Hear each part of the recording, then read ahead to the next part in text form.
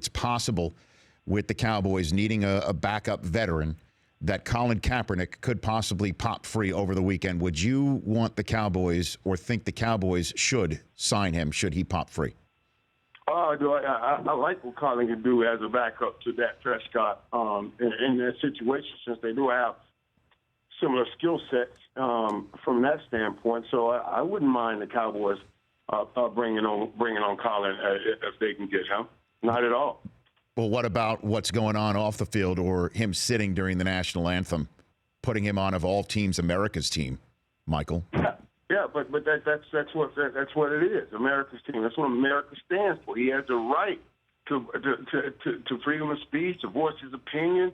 You know, to sit during the national anthem. If that's what he so chooses to do, that's what the men and women have fought for in this country. Now, when you ask me, what I see when I see the flag, when I stand for a national anthem, and Rich, you've been there with me. You're crying, football. Michael. You're crying. You actually start crying during the national anthem. I've seen it. It's so emotional, man. It's emotional to see those guys walk out. I get emotional now talking about it.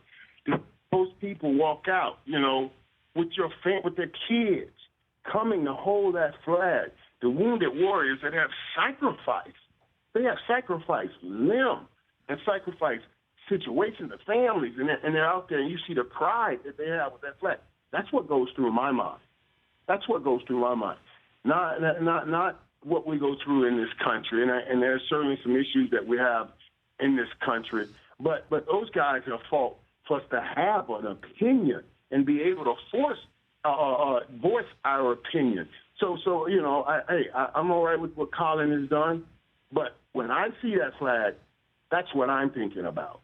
That's my thought. My thoughts are about those guys and what they sacrificed, and I will always stand and honor that no matter what. Exactly. So what would have happened if a teammate of yours had done this, Michael, without you really even knowing about it? Now suddenly people are coming up to your locker and saying, do you agree with it? Do you think this is right? What if he keeps doing it during the season? I mean, the next time we see it will be the final preseason game at San Diego, where there's, as you know, a large military presence, and then comes on Monday Night Football for the whole country to be seeing what's what.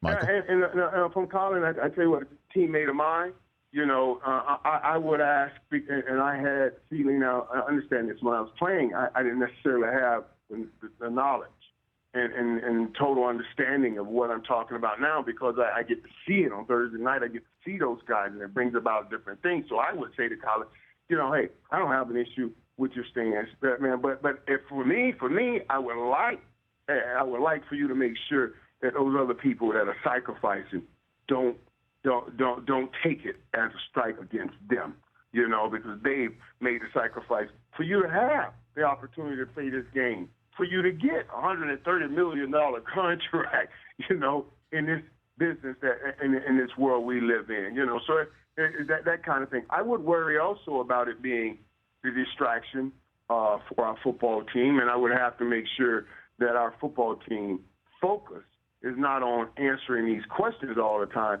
but answering the bell when that whistle blows and we win football games. The Rich Eisen Show, weekdays at noon Eastern on Audience.